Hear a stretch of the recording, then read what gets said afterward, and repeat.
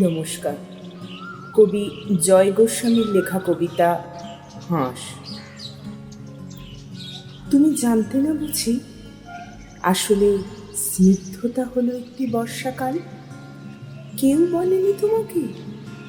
সে এমনই এক বর্ষাকাল যে নিজের ইচ্ছে মতো সারা বছর ভেসে বেড়াতে পারে, ভেসে বেড়ায় আকাশে।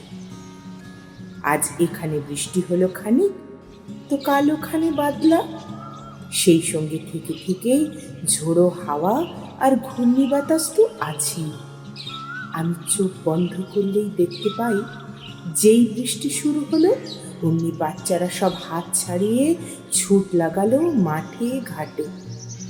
আর মাটির দেওয়াল ও টিউবকলের সামনে দাঁড়িয়ে গায়ের বউরা খাল থেকে বিল থেকে তাদের হাঁসগুলোকে ডাকতে লাগলো, চই চই চই চই চই চই।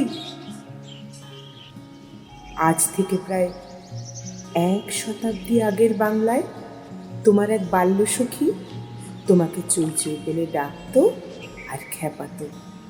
তোমার মনে পড়েছে কি? আজ এই জন্মে তুমি শীতের দেশের হাঁস।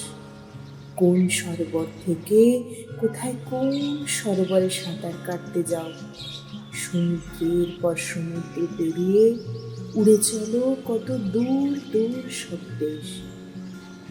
কিন্তু এবার এ জন্মেও একজন তোমাকে তোমার সেই 100 বছর আগেকার ডাকনাম ধরে ডাকছে, একেবারে নিঃশব্দে ডাকছে, চই চই চই চই চই চই।